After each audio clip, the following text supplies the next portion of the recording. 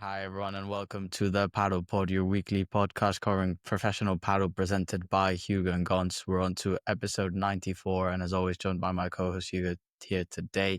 Hugo, it's great to have you on. How you doing?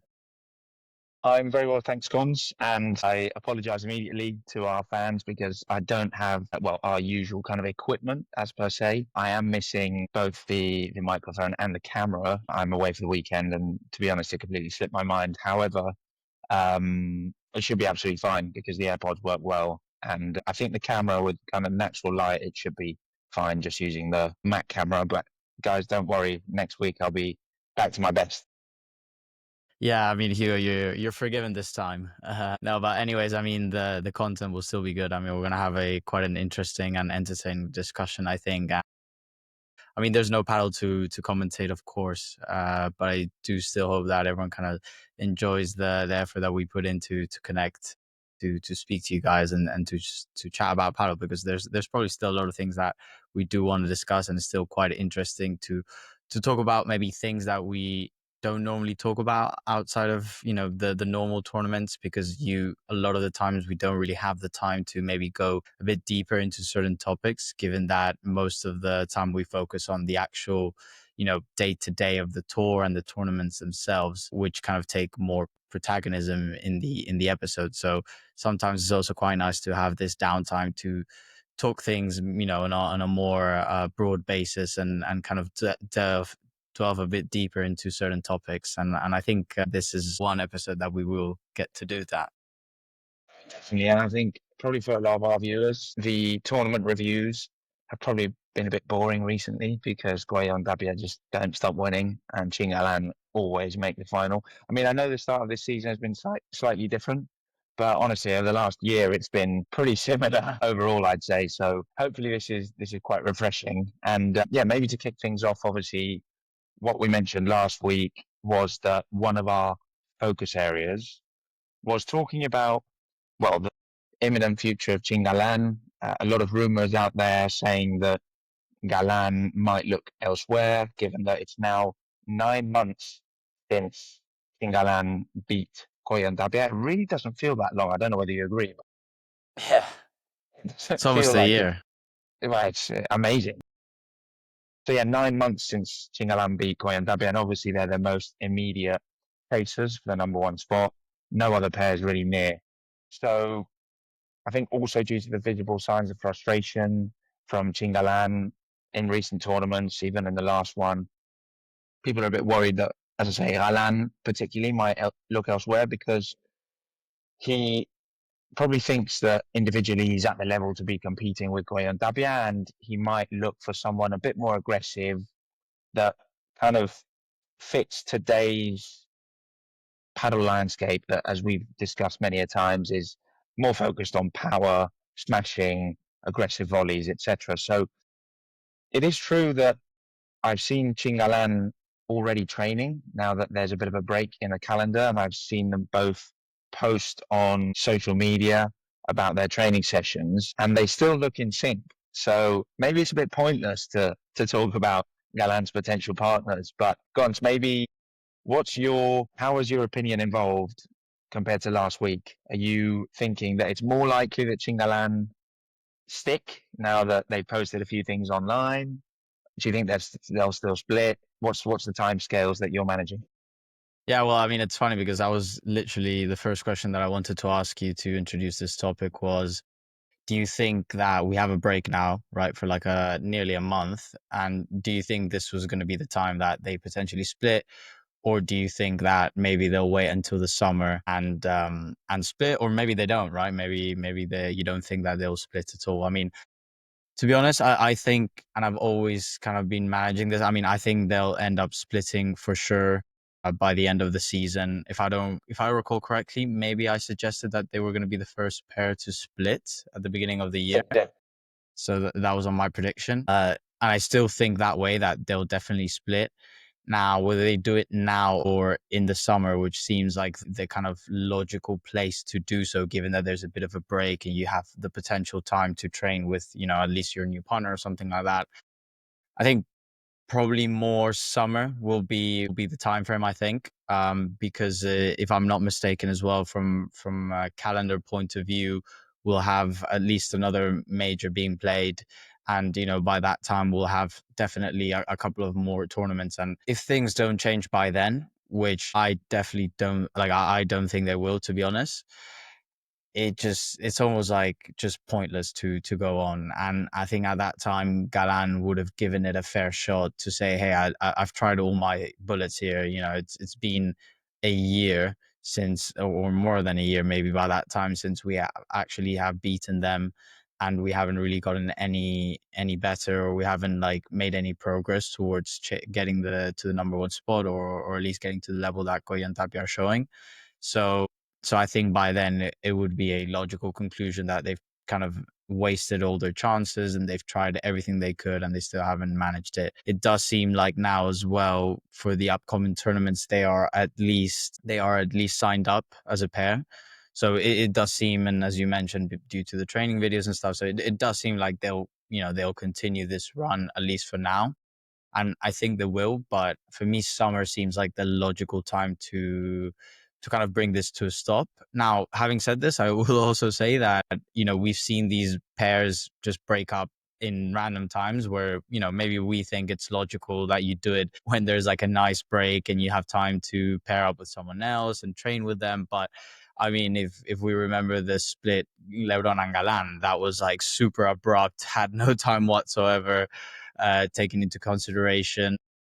I mean, and we've seen this time and time again. So to be honest, it could really be at any time. But I'm 100% going to stick with them splitting. Yeah, I mean, I agree. I think their latest split date will be end of season. I don't see them going beyond because I just don't see them closing the gap between them and Goya and Dabia, or even closing it enough to think that them as a pair can really challenge the Golden Boys for the number one spot. Now, given what we've seen on social media, the fact that they're registered for the tournaments, I'd almost eliminate the chance of them splitting now. And to be honest, it would feel a bit abrupt given that they said, hey, we had a great first season. Let's give ourselves a proper preseason, which obviously they didn't have because, as you just mentioned, Lebron and Galan started 2024 together and then they split abruptly. So obviously Chingalan almost had to fit in as the course was, well, as the season was in course. That was the situation. And obviously they did really well.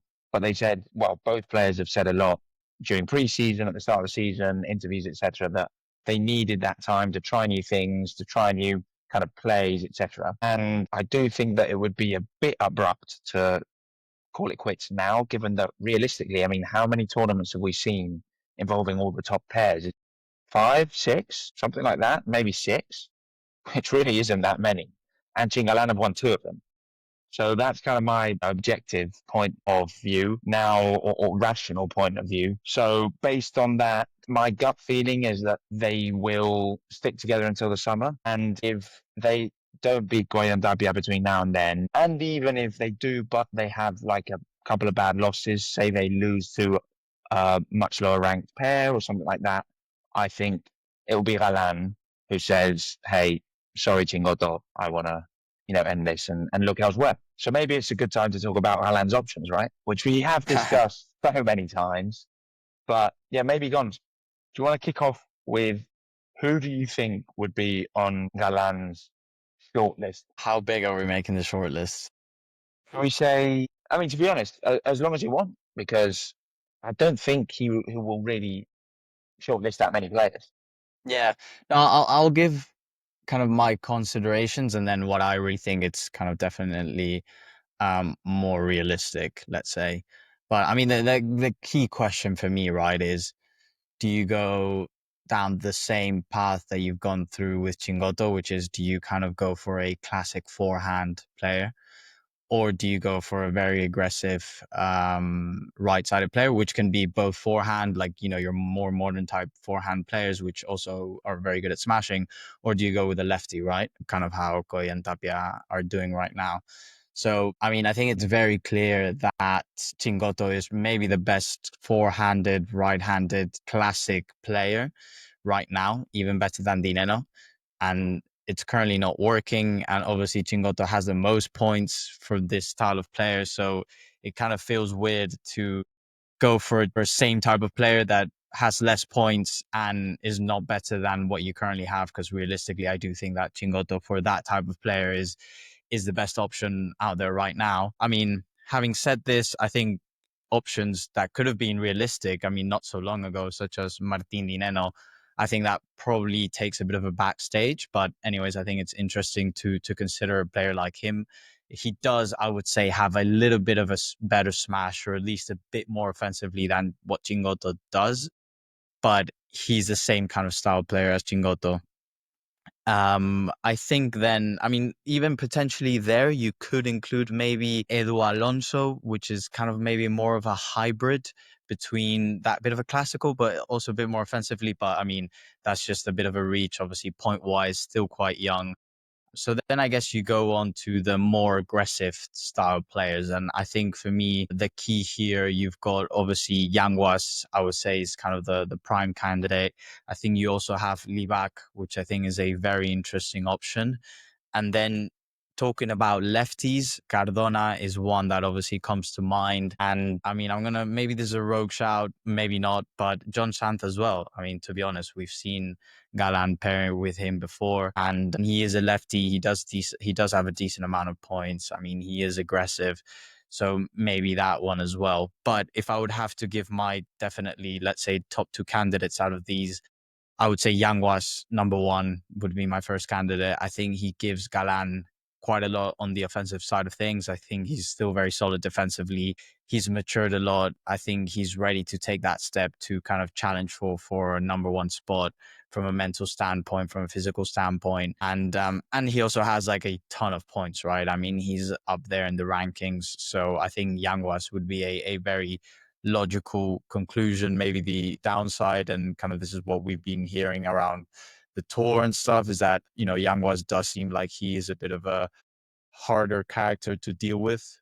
But similarly, I mean, he's already dealt with LeBron and he's had huge successes with LeBron. So if he's dealt with that like competitive type player like LeBron, then I'm sure that he can also deal with someone like Yanguas, and he wouldn't have any problems to do. So Yanguas would be kind of my number one. And then my number two, I would say potentially Cardona, because he does offer that kind of same. It's essentially going up against Coello and Tapia with the same formula, essentially bringing a lefty in that's able to smash from anywhere and is super aggressive. However, the only thing with Cardona is that it does feel like he's still maybe not quite at that level that he needs to be number one. I still feel like he's a bit inconsistent. That from a mental standpoint, I'm not sure if you can last like a full season kind of playing against the very top and kind of reaching finals. I do think obviously he does have the talent to get there one day. It just feels that maybe Cardona right now is still a bit too young, let's say, to kind of be at that level and kind of challenge for the number ones. But he's definitely one for the future, I think. Livac, maybe in a similar sense as well. Both Livac and Cardona, I do think that from points perspective, they obviously have way less points than someone like Yanguas does. But yeah, I mean, I've given quite an extensive overview. So I mean, I'll love to hear your thoughts on what you think the partners for Galán should be, or just your thoughts in general.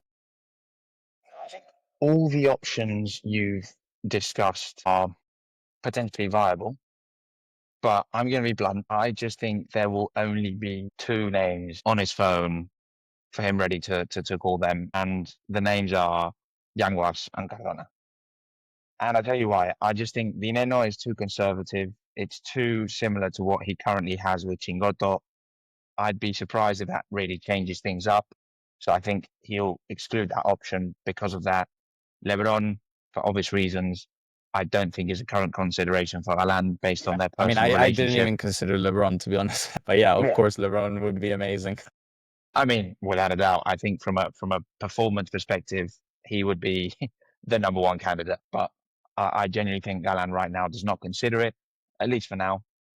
And then in terms of the other options you mentioned, I just don't see Livac as a consistent. Not as I mean, he's obviously consistent, but I just think he's a level behind, well, Yanguas definitely, because Yanguas, I mean, he's won tournaments, he's really climbed the rankings. I think he's really matured as a player. And Cardona, I think the big plus for him compared to Livac is that he's already beaten the big dogs, right? He's, well, beaten Chingalan this season, he's beaten Coello and Tapia this season. And to be honest, Cardona and Ausburger have probably been Coello and Tapia's toughest competitors, really. So I think that's his big plus. He's showed that he can really compete against the big dogs and play that aggressive style of paddle. So that's why I've kind of eliminated those options. That's my own opinion. And I personally, I don't think there's any other options beyond that that really fit Galan's current ambitions and current level, really, at least to compete against Goya Tapia consistently. So when I look at Yanguas and Cardona, I do think that Yanguas is the number one option. I think it's kind of like the safe option.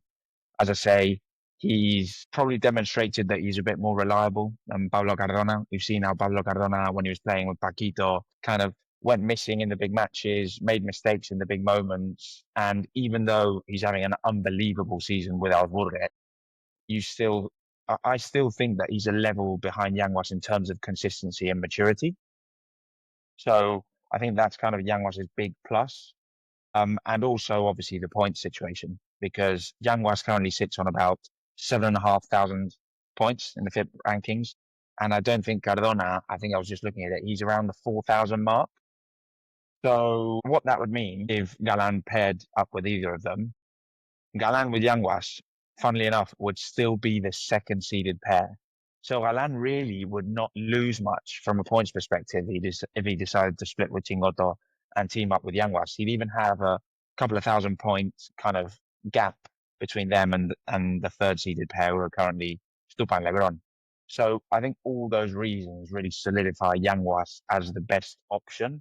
Now, if he was thinking, I might want to go a bit more rogue, maybe I want to even kind of copy the model that Coello and Tapia have with two very aggressive players, a lefty, even Ausburger and Cardona right now, what's really given them that success is two incredibly aggressive players. You've got a lefty in the partnership. Then maybe he might take a gamble and look at Cardona. Now, what that would mean for that partnership from a points perspective is that they would sit definitely behind, well, Coello and Tapia, definitely behind Stupa and Lebron. And depending on who Chingo or Chingotto picked as a pair, they could even sit behind him because Chingotto right now has the same number of points as Galán. So say if Chingotto went for the easy option and paired up with someone like Coginieto, who's probably the next best in terms of backhand players with the most points, then Galán Cardona would sit in fourth. Now, I don't think that's a shocker because obviously you prevent all the kind of massive matchups until the semi-finals. But hey, if Galán went with Yanguas, you would prevent playing against Coello and Tapia, at least at the start, until the final, which I think is a game changer. So that's why I think Yanguas is the prime suspect, the best option for Galán, I think the most trustworthy option and the most logical option from a points perspective.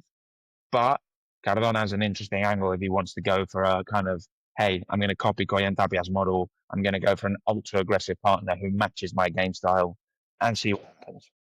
Yeah, I mean, I think Cardona is probably, I'd say, maybe one more year away from kind of then really being able to challenge at the top or like one of these, top three backhand players, maybe giving him a shot.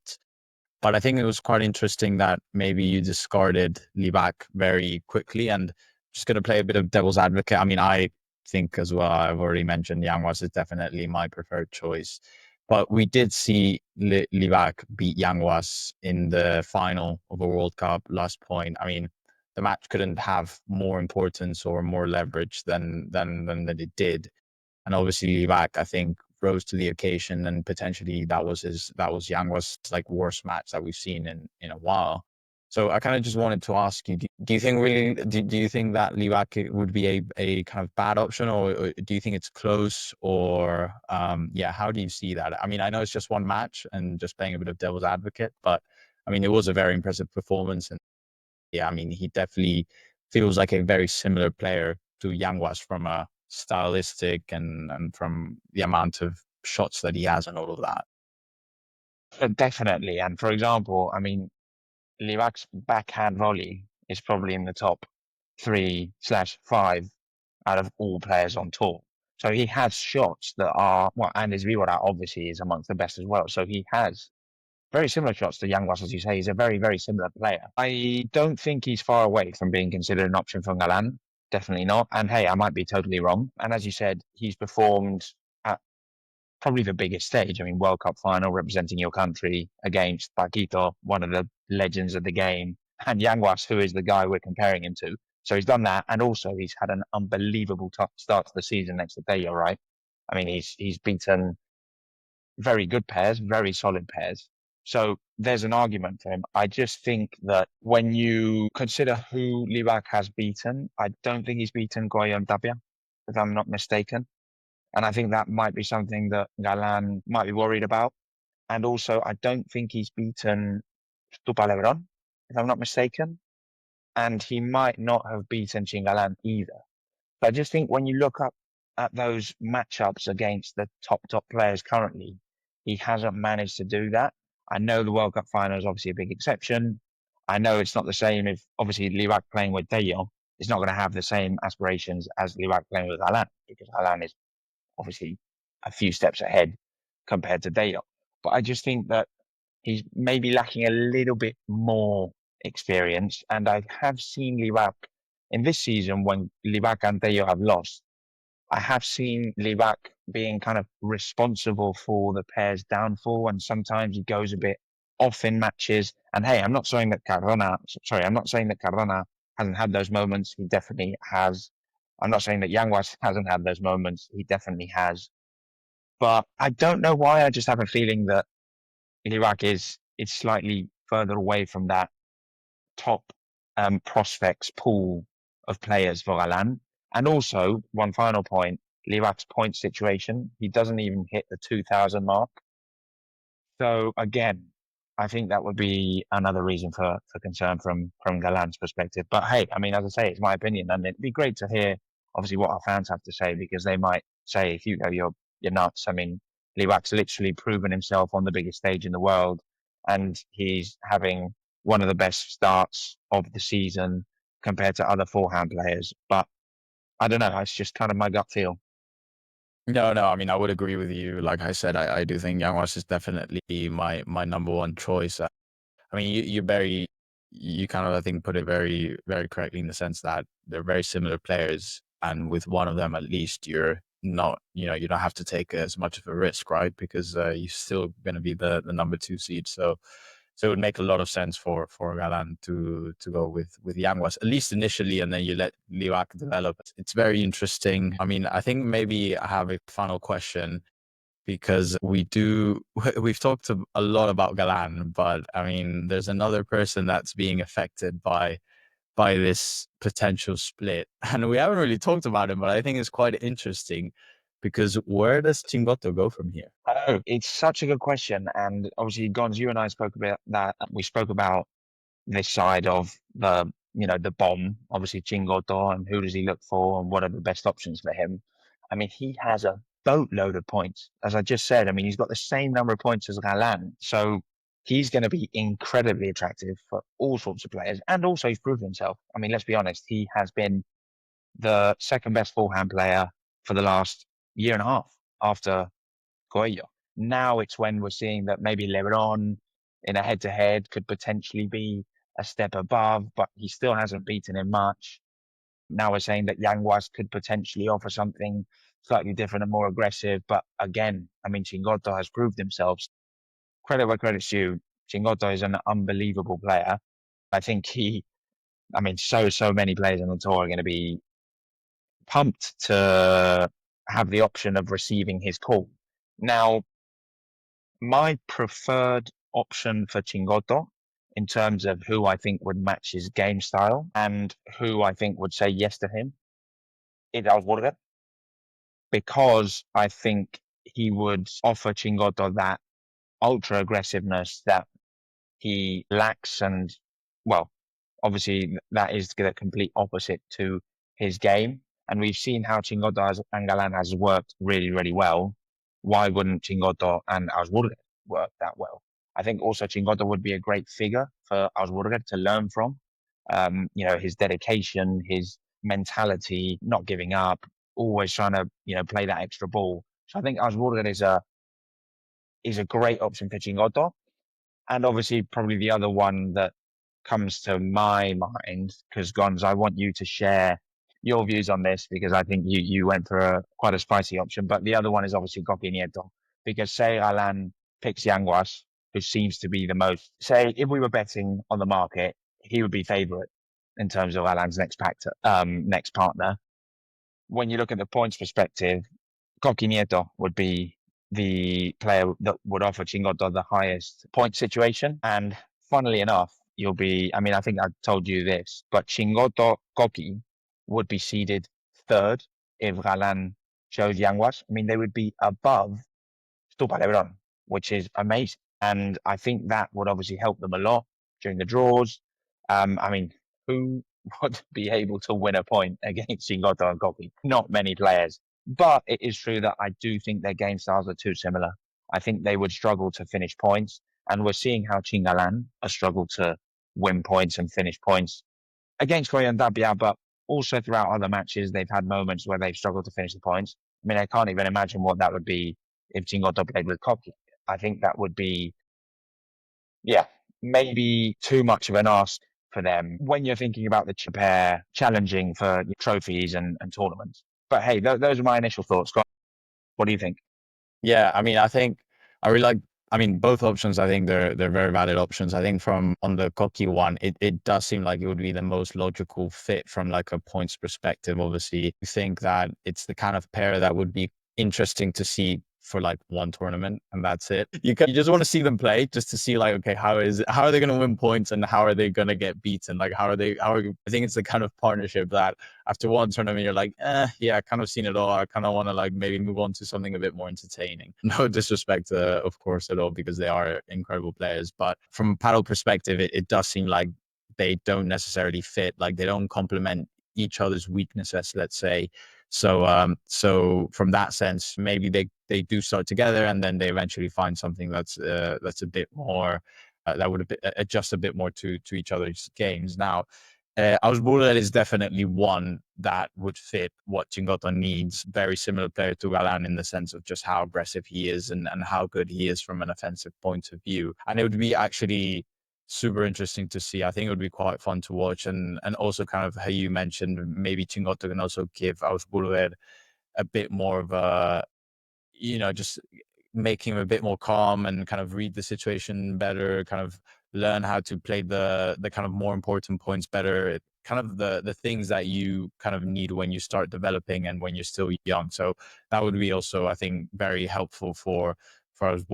Now, my shout, which is I'm not sure how I do think that is generally quite realistic and it will happen at some point.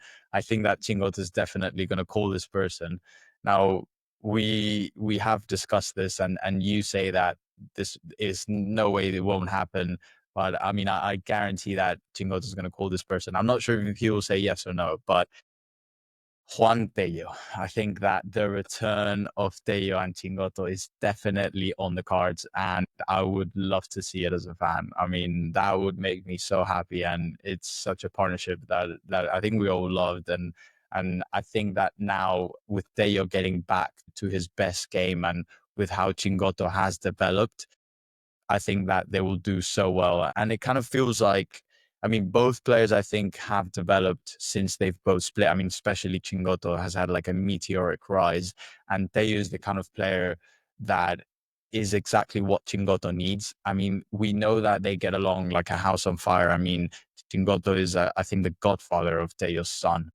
And now they've like I feel like they've been long enough from each other and apart enough that you kind of get that when you play back together, or you kind of get that feeling of like, oh, I'm really missing you. I knew that we had something really good, and now I just realized. Actually, Chingotto, I think, gave an interview not too long ago where he kind of discussed his partnership with Tello, and he kind of said that towards the end they just kind of took each other for granted, and then eventually he realized actually how good they were and how good they had it between them.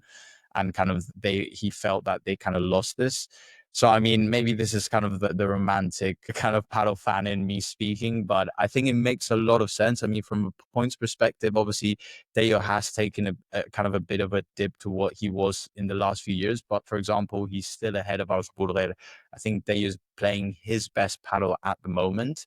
And I think from his sense, to be honest, I know that he just partnered with Nenno. But I mean, if Chingotto calls you, which is a similar style, as we said, a similar style player as Nenno, I would say better right now than Nenno. And he's got a lot more points. I just think it makes so much sense. But obviously, he did essentially just pair up. So it would be a bit harsh on Nenno if he would have to split. But we've seen weirder things. And I mean, I would just love it. No, I would love it too. And that's the reason why I didn't mention Juan Tello's name. I definitely think he's on the cards. I just didn't want to steal your fire. But yeah, maybe delving into that topic. I personally think it's a bit too early for them to get back. I just feel like Tello has only just come back or only just kind of resurged and really revived. So I think it would be a bit of a gamble for Chingotto to now partner with Tello. I know that they've played together for so many years, but I think it would be a gamble in the sense that I don't see them challenging for the number one spot. Hey, it is true that do you see Chingotto challenging with any other backhand partner for the number one spot? Maybe not. So, hey, maybe that doesn't matter as much.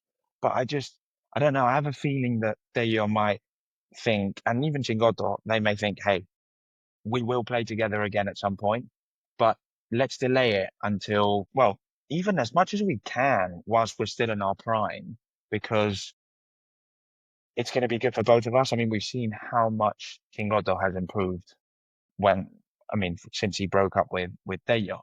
Tello obviously went the other way, but I don't know. Again, I'm going off my gut feeling. I think obviously from a playing perspective and a performance perspective, it couldn't be a more perfect fit. I mean, they are perfect for each other, and that's the reason why they did so well as a pair. But I think it'd be a gamble for Tello to say goodbye to Livac after such a good start to the season because Nenno calls him, and then straight away say goodbye to Nenno because Chingotto's called him. I mean, you're not making a lot of friends on tour if you're making those calls and making those calls so quickly.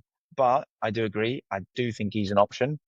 I just think that Chingotto would probably look towards Coqui Nieto, I think definitely just because of the points and the advantage that gives you. I think he'd look at Coqui Nieto before Tello. And I was worried, hey, I mean, you have made a good point about the points. So who knows? I mean, I think the whole Chingotto case is a really tough one. And I think there's so many other options. One we haven't discussed and one we didn't discuss the other day, Gons, when we were talking about this offline, is Stupa.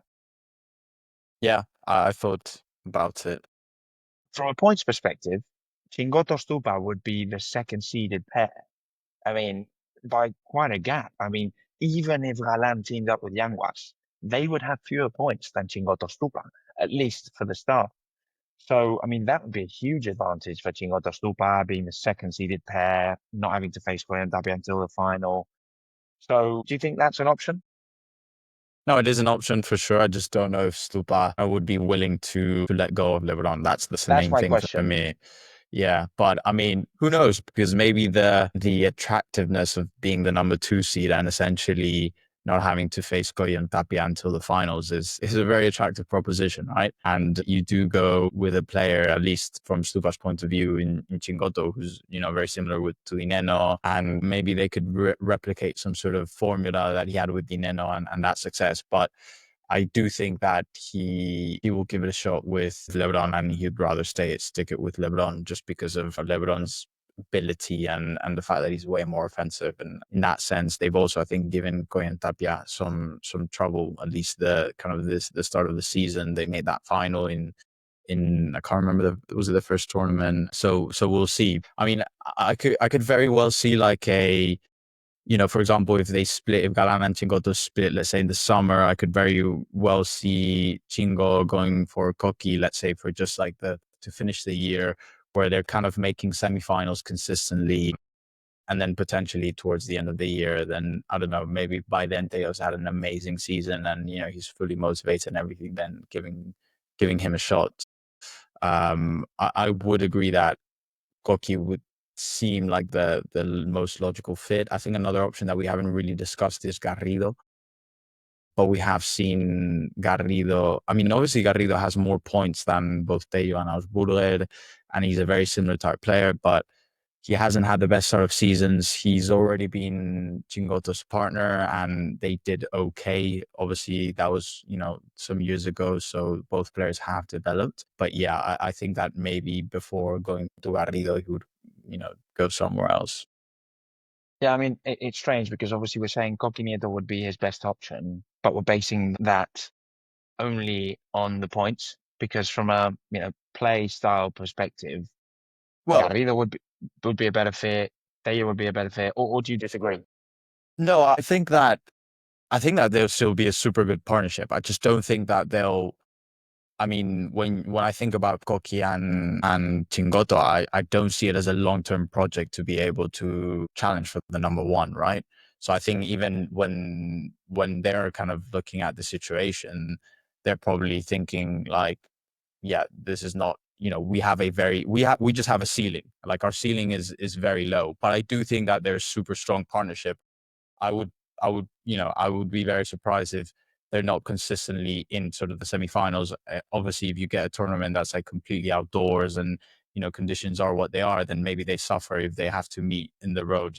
Sorry, Augsburger and Cardona, but I do see them as a just very solid player, a very solid pair that would make semifinals consistently in my eyes. So I don't think that they're just like terrible in the sense that they wouldn't even get the first couple of rounds and they would have stinker after stinker.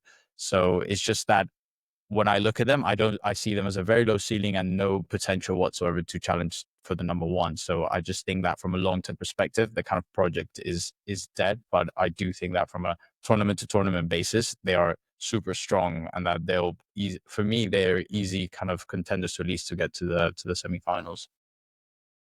Agree with that, but I do think that from a play perspective, from a play style kind of match perspective, Chingotto's better suited to Tello.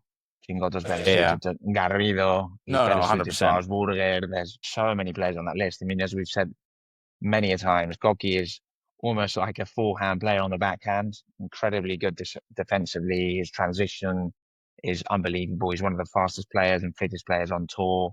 He does not miss a bandeja in his life. And he has improved his smash a lot. So I think that would help that potential partnership with Chingotto. But I mean, hey, points are points, and we've seen how much players have valued points. I mean, Tello's decision to split from Livac and team up with Nenno could almost be. I mean, I know it's not just down to the point situation, but I mean, Livac's current level is not very far away from Nenno's. Tello's literally said it. I mean, being able to be seeded amongst the top eight pairs straight away, even further up because they're currently seeded. What is it, fifth or sixth? I mean, that's such a big advantage. And he said in that interview with Pablo Cuarto said that's one of the main reasons why I've had to say goodbye to a very successful partnership. Yeah. So, and to be honest, for me, the Chingotto and Coquinieto angle is more like if they're going to join, like it's kind of like a situation where you join knowing that it's going to be very stable, and if you're already like in the season, like how we are, maybe you just want to find that stability where Chingotto knows and Coquin they know that they're not just going to drop off massively in the rankings and they're not going to have like a terrible time, and then maybe that gives them it gives you enough to get to the end of the year still in a relatively comfortable position, still haven't played well. And then that's when you then actually analyze your situation and go for a player that you think can get you to that number one spot and you can actually have a proper project to invest in. So to me, it's more of a if Galán and Chingotto split like at any point from now towards the end of the year, it just seems like a logical place where you still have a lot of points and you're probably going to be quite stable. And then the year ends, you're probably going to split then because that's not a really long-term player. And then you actually look at options that we were just discussing and you were mentioning that actually from a paddle perspective make a lot more sense. I mean, I totally agree with all the points in that analysis. And maybe one final question from me is: do you actually think that Chingotto can challenge for the number one spot next to anyone beyond Galán? Oh, Because that's the it's. thing. I mean, it's a really good question. I do think so. I mean, I think the other player can be obviously Tapia. I mean, I think that actually would be quite, and even Galán himself. It's just that we're in a situation, right, where, as we've discussed before, two out of the three best players have paired with each other. Now, let's say you get a situation where, and even for example, if you do have a Galán and Coello, I think that it would be a very similar type of dominance as Tapia and Coello. But let's say that in a few years you get a situation where Galán is with Yanguas, Tapia is with Chingo, and Coello is with Stupa, or Coello is with a kind of backhand player that's not considered a top three, right? Then I think you have a situation where all kind of these pairs that we've just analyzed are very similar from a level perspective. So there, I do think that someone like Chingotto can definitely be paired up with a Tapia with a Galán. Then I definitely think that he has the ability to challenge for the number one. It's just that obviously we're in a situation where, two out of the top three players are playing together. So it's just going to be a complete dominance from their side. No, I agree. I do think that Chingo Tapia would be an unbelievable partnership. I mean, we saw how in that decisive match this World Cup, Chingo and Tapia beat LeBron Galán, and they played so well. So I even think that Chingo Tapia could challenge Coello and Galán because you never know. I mean, we saw last season that Chingalan really did challenge Coello and Tapia for a few months. It's just they died off towards the end. But hey, who knows what can happen? It can be an injury, it can be whatever. Suddenly, Galán Coello drop their level and well, Chingo Tapia increase it, and then momentum is such a key thing in paddle, and obviously the element of luck. But my worry is that I think if Coello and Tapia end as a pair, Coello and Galán will happen. But yeah, yeah. And if that happens, obviously they're the massive favourites to be the number one pair. And so if that happens, and I think that would, continue for the foreseeable future, I just don't see Shingo being able to challenge it for it alongside anyone beyond Dabia. And even with Dabia, I would put them as the kind of second favourites, really. Yeah, I think you'd have to have a situation where the top three that we currently have in terms of Tapia, Coello, and Galán each are set, like, each one is paired up with someone else.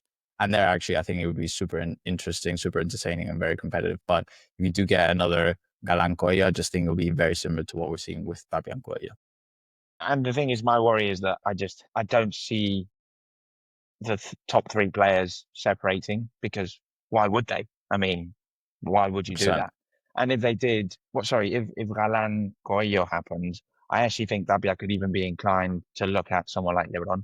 I know their attitudes don't match, but from a play perspective, I think they could. I'd almost be inclined to say that they would be more likely to challenge Galangoya. But hey, that's a whole different kettle of fish. And who knows? Maybe next week, given that there's another couple of weeks without paddle, we can talk about 2032 player and Exactly. pair predictions.